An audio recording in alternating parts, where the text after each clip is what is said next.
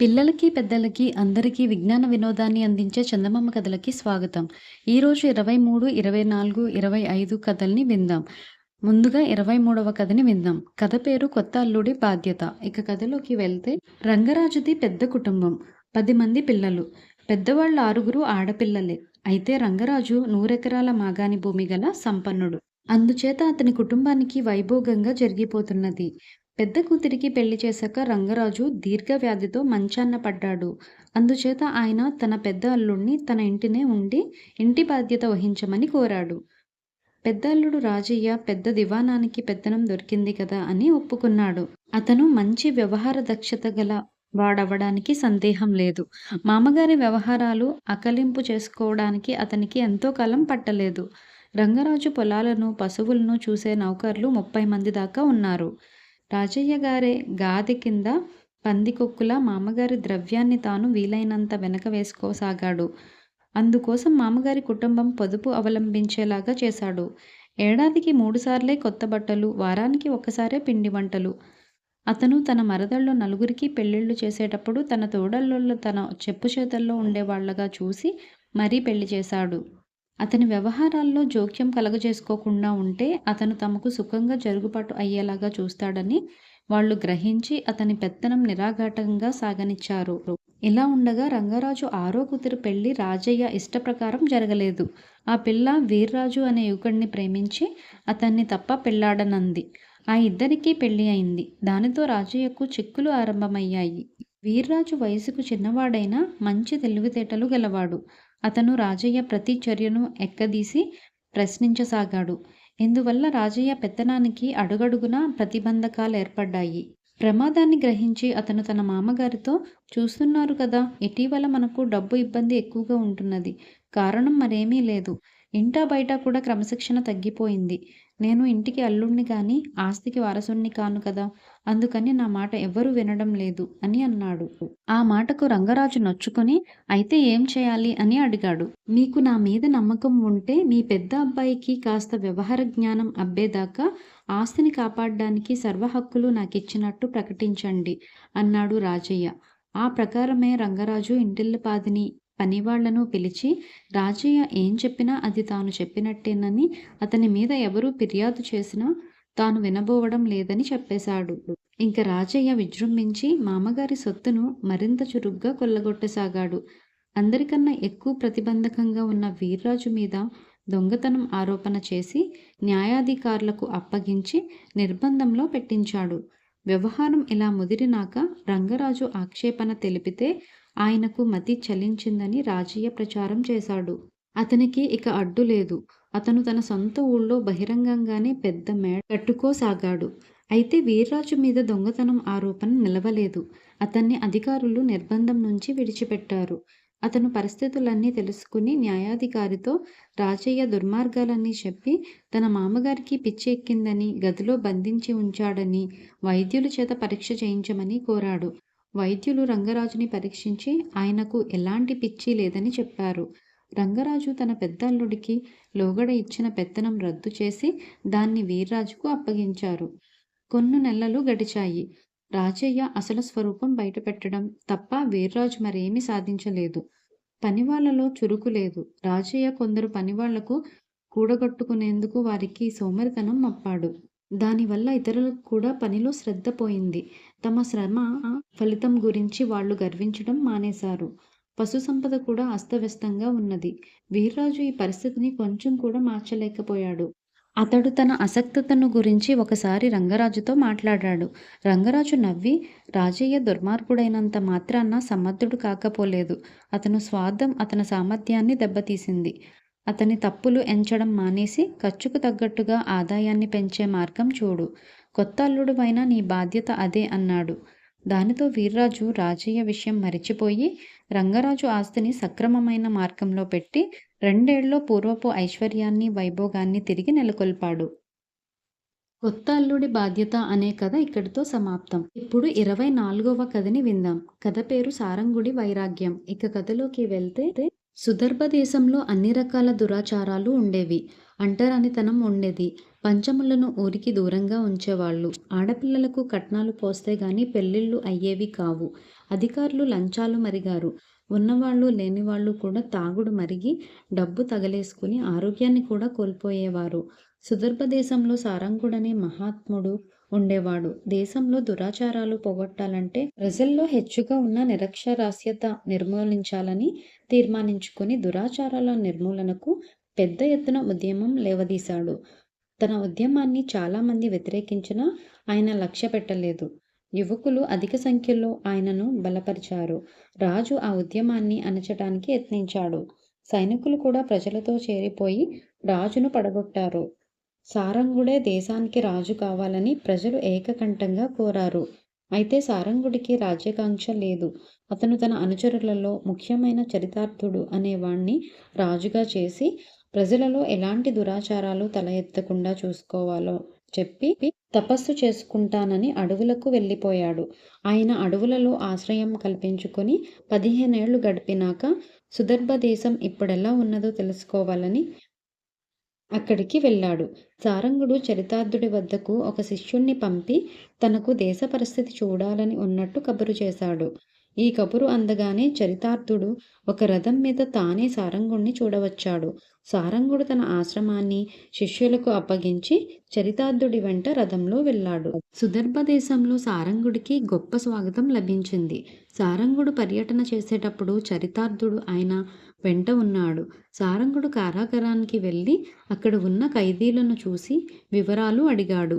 వారిలో కట్నాలు తీసుకున్న వారు, తాగిన వాళ్ళు, లంచం తీసుకున్న ఉద్యోగులు, ఇతర నేరాలు చేసిన వాళ్ళు ఉన్నారు. రాజభటులు 1000 కళ్లతో నేరస్తులను పట్టుకుంటున్నారు. అందుచేత నేరాలు చేసి శిక్ష పడకుండా తప్పించుకోవడం కష్టమైపోతున్నది అని అన్నాడు చరితార్థుడు.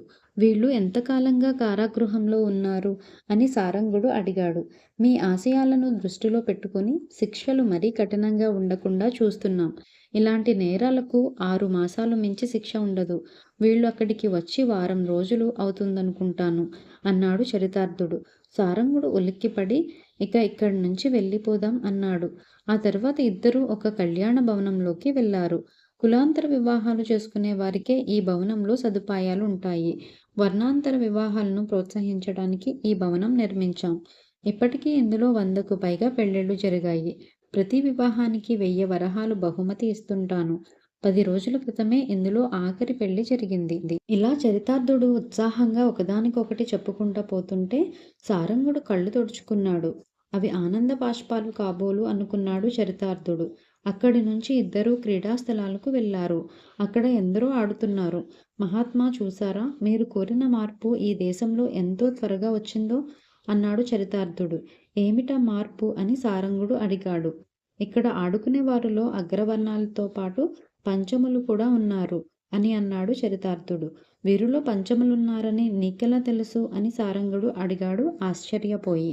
ఇక్కడ అగ్రవర్ణులు పంచములు ఆడుకోవాలి. అందుకే ఈ స్థలం ఏర్పాటు చేసి అంటరానితనాన్ని నిర్మూలిస్తున్నాం.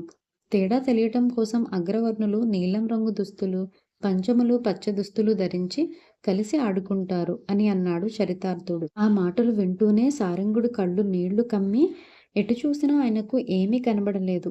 రేపు మనం దేశ పర్యటన ఆరంభిద్దాం అన్నాడు చరితార్థుడు.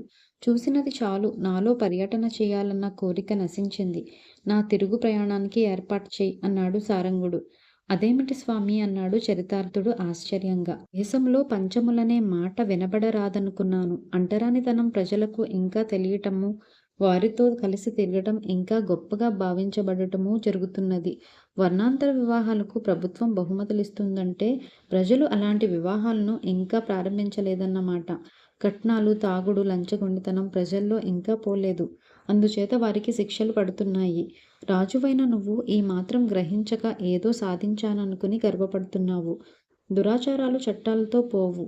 ప్రజలు మనసుల్లో పరివర్తన తీసుకురావాలి. నా శిక్షణలో ప్రజానాయకుడువైన నీ పరిపాలనలో పరిస్థితి ఇలా ఉంటే ఇంకొకరు రాజై ఇంతకన్నా హెచ్చు సాధిస్తారన్న ఆశ నాకు లేదు. నిన్ను సరి అయిన ప్రజానాయకుడిగా భావించిన నా నిర్ణయం తప్పు. ఒకసారి తప్పు చేశాక మళ్ళీ తప్పు చేయవని నమ్మకమేమిటి? అందుకే నాకు విరక్తి కలిగింది. నీకు తోచిన విధంగా నువ్వు రాజ్యం ఏలు. నేను నా ఆశ్రమానికి పోతాను. మళ్ళీ సుదర్భ దేశంలో అడుగు పెట్టను అన్నాడు సారంగుడు. ఇక్కడితో సారంగుడి వైరాగ్యం అనే కథ సమాప్తం. ఇప్పుడు 25వ కథని విందాం. కథ పేరు స్థల ప్రభావం. ఇక కథలోకి వెళ్తే, చిన్నతనం నుంచి చంద్రహాసుడు అనే వాడికి రాజు కావాలని ఉండేది. అలాంటి కోరికతో అతను కష్టపడి చదువుకుని రాజవిద్యలన్నీ అభ్యసించాడు. కొందరు యువకులకు తనలో విశ్వాసం కలిగించి వారిని తన అనుచరులుగా చేసుకున్నాడు. నిర్జన ప్రాంతాల్లో నగరం నిర్మించి దానికి రాజు కావాలని చంద్రహాసుడి కోరిక. రాజధానిని నిర్మించేటప్పుడు స్థల ప్రభావం చూడడం అవసరం అని అన్నాడు చంద్రహాసుడితో అతని పురోహితుడు. చంద్రహాసుడు అలాంటి స్థలం కోసం వెతకగా చిట్ట చివరకు ఒక చోటు కనబడింది. అతను చూస్తుండగా ఆ ప్రదేశానికి వేట కుక్కలు కుందేళ్లను తరుముకుంటూ వచ్చాయి. ఆ ప్రదేశానికి చేరుతూనే కుందేళ్లు పారిపోవడం మాని వేట కుక్కల మీద తిరగబడి వాటిని తరిమేశాయి. చంద్రహాసుడు ఆ స్థలంలో తన రాజధాని కట్టించి దానికి కుందేలు నగరం అని పేరు పెట్టాడు. దానికి రాజు చంద్రహాసుడు. ఆ నగరం లవంగ దేశపు సరిహద్దున ఉండడం వల్ల ఆ దేశపు రాజు చంద్రహాసుడిపైకి యుద్ధానికి వచ్చాడు. కుందేలు నగరం దుర్భేద్యంగా నిర్మించబడింది. నగరంలో ఉన్న సైనికులు కొద్దిమందే అయినా తమకు అపజయం లేదన్న నమ్మకం గలవాళ్ళు. యుద్ధంలో చివరికి లవంగ దేశపు రాజు ఓడిపోయాడు. కాలక్రమాన చంద్రహాసుడి రాజ్యపు పొలమేరుల మీద ఉన్న రాజులందరూ అతని ముందు ఓడిపోయారు. అతని రాజ్యం విస్తరించబడింది. అతను చక్రవర్తి అయ్యాడు. చంద్రహాసుడి కొడుకు పద్మసేనుడు సరిగ్గా విద్యాభ్యాసం చెయ్యక యుక్త వయస్కుడయ్యే సమయానికి అవలక్షణాలన్నీ అలవరుచుకున్నాడు. ఈ స్థితిలో చంద్రహాసుడు హఠాత్తుగా గుండె ఆగి మరణించాడు. పద్మసేనుడు రాజు అయ్యాడు. కానీ అతనికి రాచరికపు బాధ్యతలు నిర్వహించే సామర్థ్యం లేదు. అందు గురించి అతను భయపడుతుంటే, కుందేలు నగరం స్థల ప్రభావం వల్ల మనకేం భయం లేదు అని మంత్రి కుమారుడు ధైర్యం చెప్పాడు. తమ చక్రవర్తి అసమర్థుడని సామంతులకు త్వరలోనే తెలిసి వచ్చింది.